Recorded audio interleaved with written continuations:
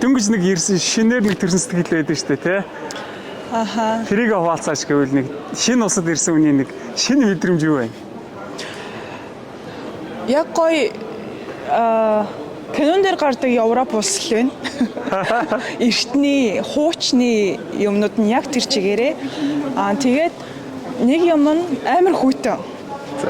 Тэгээ амар салхитай. Бороо гинт ордог.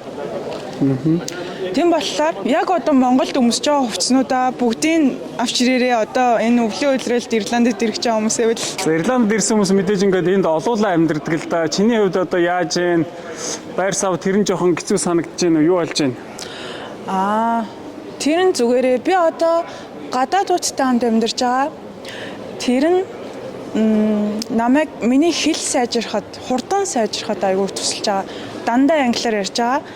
Тэгээд явж байгаа сургууль маань гэсэн цөөхөн монголчуудтай бас дандаа англиар ярина. Тэгээ хийж байгаа ажил маань бас гадаад хүмүүстэй бас англиар ярина. Тэгэхээр ер нь тиймэрхүү орчноо тиймэрхүү байлга бол сайн юм шиг санагдсан. Хурдан сайжрах юм шиг санагдсан. Тэгээ бас байр нь сая хэлсэнчлэн маш хүүтэй. Энд пар байхгүй. Тэн залуу бол тог их гарнаа. Тийм болохоор заримдаа гадаанаас хүүтэн байх тохиолдол байдаг. Тэр нь жоохон тиймхэн. Гэтэ зүгээр. За одоо ингээд Ирланд руу ирсэн болохоор ингээд найзууд чинь наан чи очиод ямар байна нэ тэрийг л асууж байгаа шүү дээ. Чи камерны өмнө бүсгүй ингээд хуцаар ярьж байгааг одоо зүгээр яг юу гэж үнэн тийм чин сэтгэлийн зөвлөгөө хэлэх вэ? Тийм би бол хүрээд ирэл гэж хэлнэ. Гэхдээ эрэхтэй хүлээлттэй аюу доогуур тавиарэ. Амар гоё гадаад ирж гин, гадаад оронд ирж гин, амар гоё байна гэж бодох юм бол жоон сэтгэлээр унах.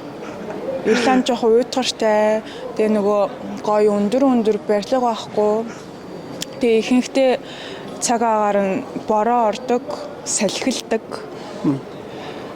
Гэтэ би сая удаагүй болохоор мэдэхгүй. Гэтэ яг намайг ирснээс хойш тийм байгаа.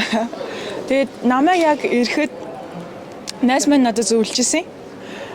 Ингээд хүлээлтээ доогуур тавиарэ. Битгий их юм хүлээгээрээ, битгий их юм гордоорой гэж хэлжсэн. Тэгээд би яг тийм сэтгэл зүйтэй орж ирээд Даблин амар таалагдсан.